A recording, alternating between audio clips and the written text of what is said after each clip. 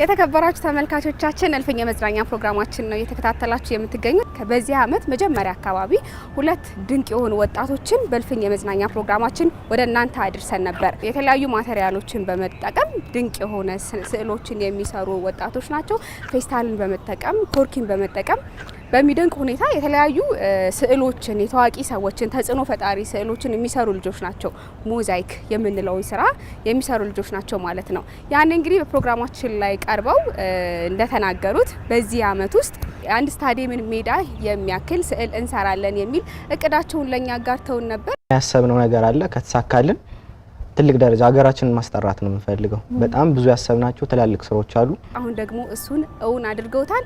ምንድነው የሰሩ፣ በስራው ላይ ምን ፈተና ገጠማቸው የሚለውን ደግሞ ከነሱ ጋር ቆይታ በምናደርግበት ጊዜ መልሱን እናገኛለን ማለት ነው። አብራችሁን ቆዩ።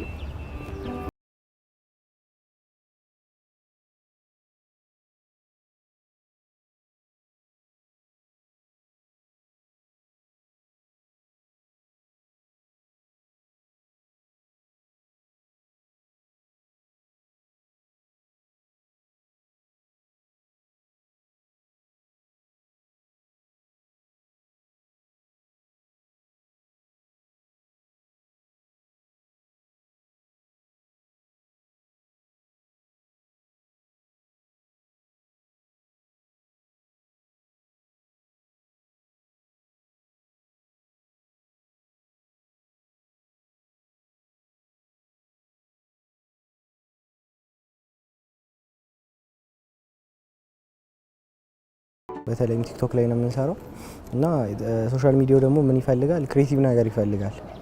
እሱን ግንዛቤ ውስጥ አድርገሽ እኛ የምንሰራው በቃ ለየት ያሉ ሰዎችን ሊስቡ የሚችሉ የሰዎችን ቀልብ ሊስቡ የሚችሉ አይነት የአርት ስራዎችን ነው የምንሰራው እና ያኔ ከመጣን በኋላ በጣም የተለያዩ ብዙ ስራዎችን ሰርተናል። በፊት ከሰራናቸው የኮርኪ ምናምን ሞዛይኮች ነበሩ። እነሱን ሞዛይኮች በተለየ መንገድ እና ሰፋ ባለ መንገድ በጣም ብዙ ስራዎች ሰርተናል። በዚህ አመት ብዙ ስራዎችን ከአሚኮ ከቀረብንበት በኋላ ብዙ ስራዎችን ሰርተናል። ከነሱም መካከል ጨሌ የሰራነው ስራ አለ። እሱ ላሚን ያማል የሰራንበትና ያማል ላይክ ያደረገበት አጋጣሚ የተፈጠረው ነበር፣ ኳስ ተጫዋቹ ማለት ነው። ከዛ ውጭ በጸጉር ሰርተናል፣ በግላብ ሰርተናል፣ በሶፍት ሰርተናል። ክብሪት በቅርብ የሰራነው ነው። በጣም አስገራሚ ካልነው ስራዎችና ካደከመን ስራ ውስጥ አንዱ እሱ ነው። እነዚህም ከአሚኮ ከተገናኘን በኋላ በሰፊ የሰራናቸው ስራዎች ናቸው ማለት ነው። ኢትዮጵያ ውስጥ ብቻ ሳይሆን ውጭ አውሮፓ ድረስ በደንብ እየታየ ነው የኛ ቪዲዮ። አሁን ሚሊየንስ ነው የሚያየው። በጣም ብዙ ፋን አለን አሁን ላይ። ከበፊቱ የሚለየው እሱ ነው። በጣም ብዙ ሰው ቪዲዮአችንን ስለሚያየው ኦልሞስት አሁን ከ50 ምናምን ሚሊዮን በላይ ኢንጌጅመንት አለን። ስለዚህ ብዙ ሰው አሁን አውቆናል። ስራችንም ተወዳጅነት አግኝቷል ማለት ነው።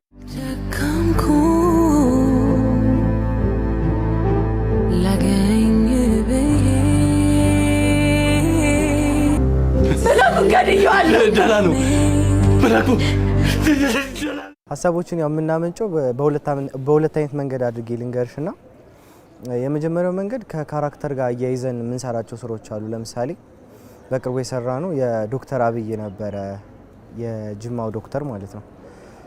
ከዶክተሩ ጋር የሚያያዝ አድርገን አሰብንና በግላብ አድርገን የሰራ ነው ስራ ነበረ።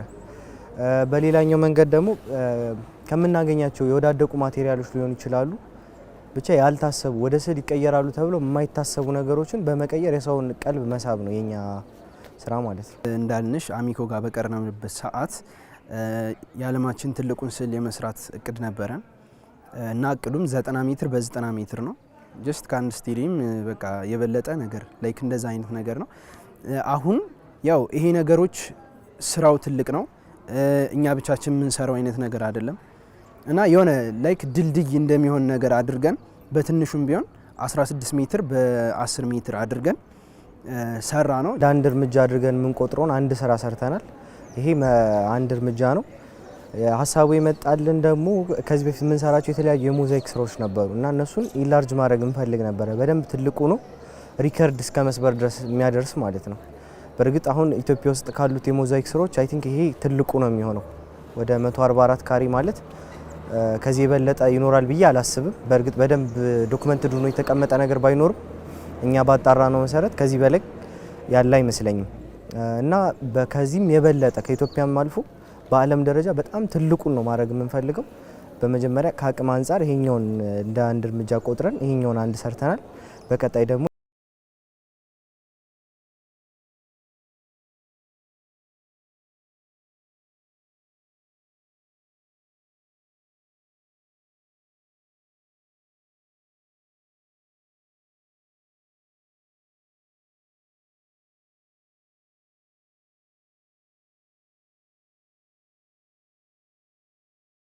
ስፖንሰርሺፕ ማፈላለግ ነው። ምክንያቱም ስራው በጣም በጀት ይፈልጋልና ስፖንሰርሺፕ በደንብ ፈለግን። ፕሮሰሱ ሲጀምር እኛ ያሰብነው በጣውላ እንድንሰራ ነበር። ፋይዚት የሚባል ጣውላ አለ፣ በሱ ለመስራት አሰብን።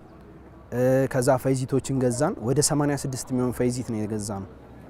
እነዛን ፋይዚቶችን በመጠቀም ቆራርጠን ቀለም ቀብተን ቢያንስ ለመቆራረጥ በጣም ብዙ ጊዜ ይፈጃል። 3 ቀን የፈጀብን 10 ሴንቲሜትር እያደረግን የሰራ ናቸው። ከዛ ውጭ ቀለማት ደግሞ ሲቀባ በጣም አድካሚ ነበር። ብቻ ብዙ ፕሮሰስ አድርገን ስራውን ጀምረናል። በቀለም ደረጃ ደግሞ የተለያዩ 5 አይነት ቀለሞችን ነው የተጠቀምነው። በተጨማሪነት ቡርሽና ላቦር የሰራተኛም ጨምረን እነዚህን ሁሉ ተጠቅመን ይሄን የምታዩትን ስራ አጠናቀናል ማለት ነው። ጣውላ የተጠቀምነው መጀመሪያ እንዳልኩሽ 86 ፋይዚቶችን ነበር እና ከጣውሎች ውስጥ 10 ሴንቲሜትር ነው የሚወጣለት አንዱ ፋይዚት 1.94 ካልተሳሳትኩ 2.44 ወደ ታች ማለት ነው። እና እነዛ ጣውሎች ሲቆራረጡ በ10 ሴንቲሜትር እኛ ያሰብነው 288 ይወጣል ብለን ነበር፣ ግን ይወጣልን ወደ 250 ምናምን አካባቢ ነው። እና አንዱን ፋይዚት እንደዛ አድርገን ቢያንስ አንዱን ፋይዚት ለመቁረጥ 20 ደቂቃ ምናምን ይፈጃል። 86ቶችን የቆረጥ ነው። በዛ ሰዓት ምሳ አለ ምናምን በማቆራረጥ ሰዓቱ ወደ 2 ቀን 3 ቀን ያክል ፈጅቶብናል። ቀለም ለመቅባትም ቢያንስ 86ቱን ለመቅባት ለማድረቅ ክረምት ነው ጊዜው አይደርቅም። ያን ነገር በማድረግ 1 ሳምንት በአጠቃላይ ሳምንት ከ6 ቀን ፈጅቶብናል ፕሮሰስ ለማድረግ ስራውን ለመስራት ማለት ነው።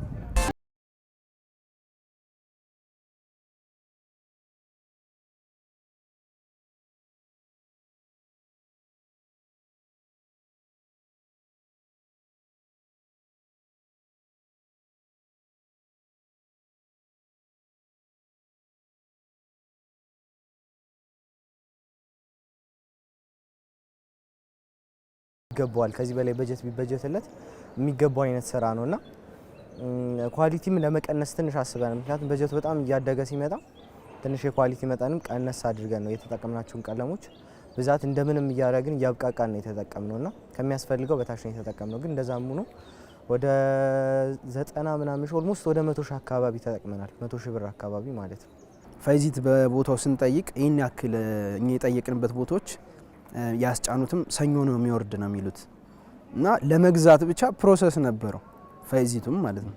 ከዛ ፋይዚቱን ለመግዛት ፕሮሰስ ያን ፕሮሰስ አልፈሽ ደግሞ ለመቆራረጥ እንዳልኩሽ በጣም ብዙ ጊዜያትን ወስዶብናል እና እነዚህ ስትራግሎች በጣም ከባድ ነበሩ።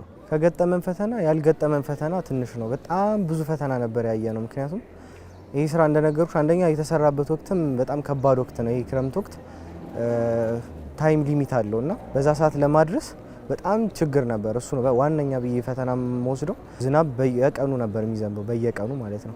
ጠዋት ጀምረን ከሰዓት ይዘንባል ምናምን እና እንደዛ የሆነ 3 ቀን ተከታታይ አቁሞናል። እናንተም እንዳያችሁት ማለት ነውና በጣም ፈተና የሆነብን የመጀመሪያው ዝናብ ነበር።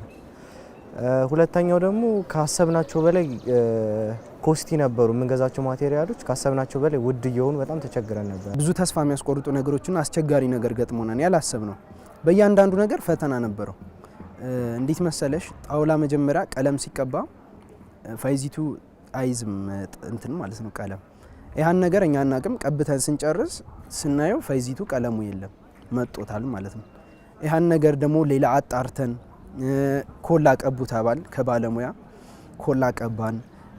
ኮሎችን ደግሞ ቀብተን ስንሞክር ምናምን ብቻ ያ ሁሉ ስትራግል ከመጀመሪያው ነበር። ያን አልፈን ሁሎችንም አልፈን ምን ጋር ደረስን መሰለሽ መደርደር ጋር ስንደርስ ጀስት ምንድነው መደርደር ስንጀምር የመጀመሪያ ቀን ዝናብ ካፊያ ጣል። ከዛ ያን ሸክፈን ምክንያቱም ጣውላ ነው ይበሰብሳል። ሌላ ቀን ማንጠቀምበትም የዞን ቀን ከበሰበሰ መስራት አንችልም ማለት ነው።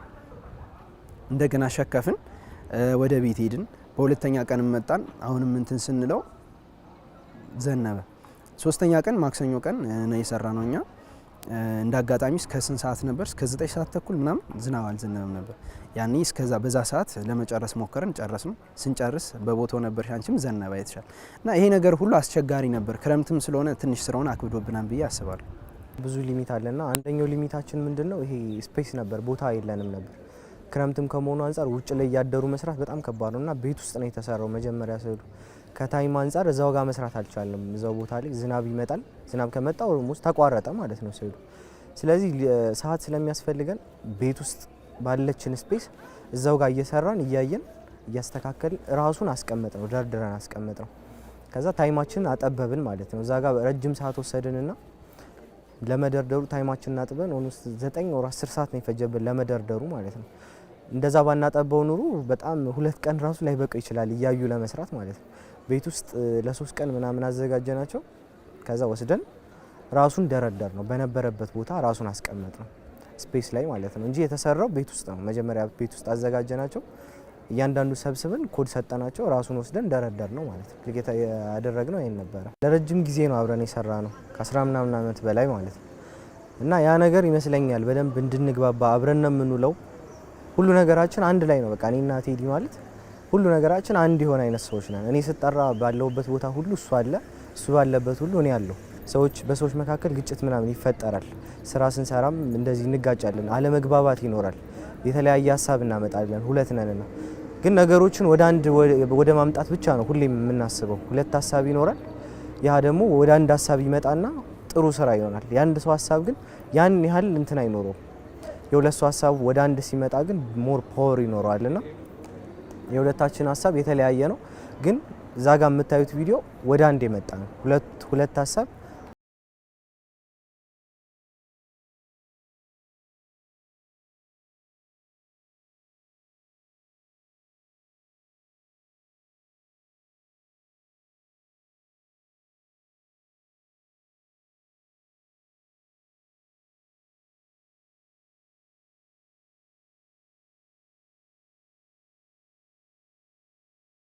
ቲዲ አባት በጣም ጨንቆት ዝናብ ሲዘንብ መጥቶ ሁሉ አይቶን ነበረ። በጣም ጨንቋቸው ማለት ነው። ከኛ በላይ እነሱ ነው የጨነቃቸው። በቃ ዝናብ በዘነበ ቁጥር እኔ ራሱ እንደዚህ አልተጨነኩም ማለት ነው። ቤተሰቦቻችን በጣም ተጨንቀው ነበር። እየመጡ ሲያዩን ነበረ። አንድ ቀን ሙሉ ስለነበረ በጣም ጨንቋቸው በየቀኑ ዝናብ እየዘነበ ነበር። አይተሹ እያቋረጠን ነበርና 2-3 ቀን በጣም በጭንቀት ነበር ያሳለፉት። እብል ሌሊት አልተኛንም። ስዕሉን ከሰራንበት ከአንድ ቀን በፊት ሌሊቱ ሙሉ ቁጭ ብለን ያደርነውና ሌሊት በቃ ከኛ ጋር አብረው እንዳይደብረን አብረው እያገዙን ነበር ያሳለፍነውና እኔ ምን ቃል እነሱ እንደሚያመሰግናቸው እኔ አላቅም። ከጓደኞቻችን ስንጀምር ብዙ ጊዜ ካሜራ ጋኛ እንገባለን ነው እንጂ ብዙ ስራ እነሱ ያግዙናል በደንብ። እኛ ሀሳብ እንሰጣቸዋለን በጉልበትም ሆነ በተለያዩ ነገሮች እነሱ ያግዙናል። እና የመጀመሪያ ቀን ስራውን ስንሰራው እንዳልኩሽ ሁለታችን ብቻ ለመደርደር አስበን ነበር። ከዛ በኋላ አንዳንድ ማቃበል አለ ምናምን እነሱን ነገሮች ደግሞ ሌላ ሰው ያስፈልገናል። ስለዚህ ጓደኞቻችንም በሰዓቱ አልጠራናቸውም። እነሱን ጋብዘን አንዳንድ የጉልበት ስራም ምናምን እንዲያግዙን በዛ መንገድ እንጠቀማለን። እና ብዙ ጊዜ እኛ ብቻችን እንሰራዋለን ይመስላል ነው እንጂ ከጀርባ በጣም ብዙ የሚያግዘን ሰው አለ በእንደዚህ አይነት መንገድ። እና በዚሁ አጋጣሚ በጣም እናመሰግናለን። ከዚህ በኋላም ያግዙናል ብለን እናስባለን። እንግዲህ ብዙ ስራዎችን አስበናል። እንግዲህ በዛሬ የሰራነው ስራ በኢትዮጵያ ትልቁ ስራ ነው። በአፍሪካ ብሎም በዓለም ትልቁን ስራ በቅርቡ አስበናል። የሚሳካልን ከሆነ መስከረም ላይ እንጀምራለን።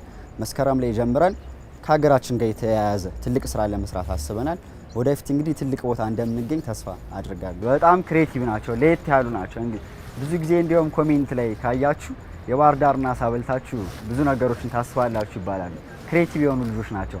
በጣም ነው የሚያስቡት። ተስፋ መቁረጥ አያውቁም በጭራሽ ማለት ነው። ይህን ስራ ስንሰራ አብሬያቸው መስራት ስጀምር ብዙ ጊዜ ነው ተስፋ የምቆርጠው የምደክመው ልምዱ ስላልነበረኝ ማለት ነው። እነሱ ግን በጭራሽ ከጀመሩት እንጨርሰዋለን ብሎ ስለሚያምኑ ተስፋ አይቆርጡ። ማሳካት ነው የሚፈልግ የወደፊት ግባቸውን አላማ አድርገው ስለሚሄዱ እኔን በዛ ያነሳሱኛል። ወደ 11 ሰው ነበረ ከኛ ውጪ ማለት ነው እኛን የሚያግዘንና ተመልካቹ ነው የነበረ ሰው ማለት ነው። እና የገንዘብ ቤተሰቦቻችን ራሱ በቃ ግራው ነውባቸው ነበር በቃ የሚሆን አይነት ነገር ነው ብለው እስኪጠራጠሩ ድረስ ማለት ነው። እና እዛ የነበሩ ሰዎች ሰርተን ጨርሰን ሁሉ አልመሰላቸውም። ድሮኗ በቪዲዮ ቀርጻ ስታሳያቸው ነው እውነት መሆኑን ያመኑት። በጣም ነው ሰርፕራይዝ የሆኑትና ስራው ምን መሰለሽ ፒክሰል ናቸው። ልክ አንድ ፎቶ ሪዞሉሽኑ በጨመረ ቁጥር ቁጥሮቹ በጨመሩ ቁጥር በጣም ኢላርጅ እየሆነ እየሰፋ ይመጣል። ያ ደግሞ ላይን ኮንትራስቱ ላይን በጣም ስለሚሰፋ እይታችን ሊሚት አለውና ምንም ትርጉም አይሰጥም። እና ከፍታ ቦታ ላይ ወይም ደግሞ በድሮን እኛም ድሮን የመረጥንበት ምክንያት ያ ነው። ከፍ ብለሽ ባየሹ ቁጥር ፒክሰሎቹ እየጠበቡ በመጡ ቁጥር ስዕሉ እየተገለጸልሽ ይመጣልና በደንብ ድሮኗ ከፍ እያለሽ በመጣሽ ቁጥር ቪዲዮ ላይ እንዳየሹ በደንብ እያማረ ነው የሚመጣው። ስንሰራ እንዳልኩሽ ከጎናችን የነበሩ ሰዎች ጓደኞቻችን እንዴት ነው የሚመጣ ይሉናል። ጀስት እኛ እንደሚመጣ እናውቃለን፣ ግን ምን አይነት ነገር እንደሚፈጠር አናቅም። ስዕሉን ግን እንደምናመጣው እርግጠኛ ነው። እና የሆነ አንዳንድ ጊዜ በመሀል አይመጣም ምናምን እያሉ እንትን የሚሉ ሰዎች አሉ።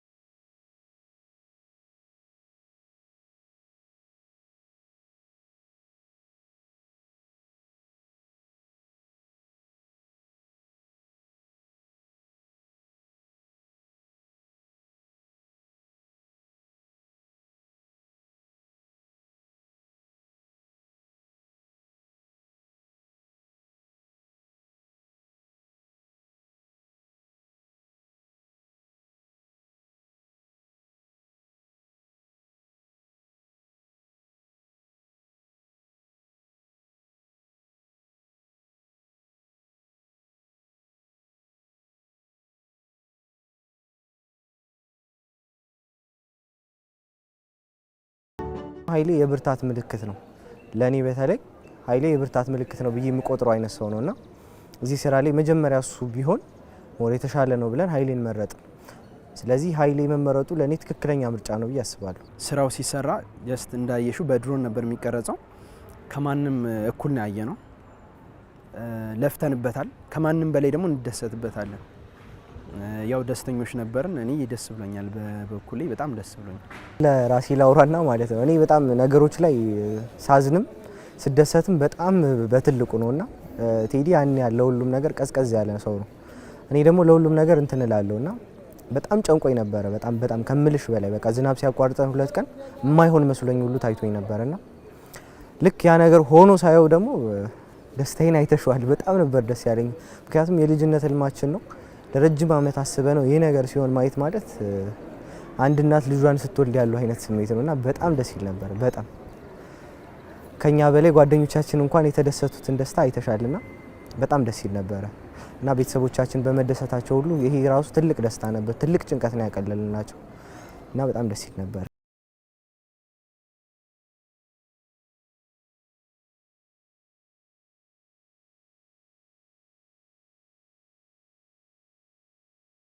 ሁሉ መስራት እንፈልጋለን። በቃ ማቆም አንፈልግም። ምንም ነገር ማቆም አንፈልግም። ሁሉንም ነገር ሰርተን ማየት እንፈልጋለን። ለዓለም ማሳየት እንፈልጋለን። ብዙ ጊዜ ኢትዮጵያ ውስጥ ያልተለመደው ነገር ቢኖር ከፈረንጆች ከፎሬኖች ያነስነን ብለን እናስባለንና እኛ ከነሱ መስተካከል ነው የምንፈልገው፣ መብለጥ ነው የምንፈልገው። ከነሱ የተሻለ ነገር መስራት አለብንና የሚደግፈን ሰው ነው የምንፈልገው እኛ እንጂ ሙሉ አቅሙ እንዳለን እርግጠኞች ነን። የተሻለ ነገር እንደምንፈጥር እርግጠኞች ነንና የሚያግዙን ሰዎች ካገኘን በደንብ እናሳያለን። ኢቭን በትንሿ ነገር ይችን ማሳየት ችለናል።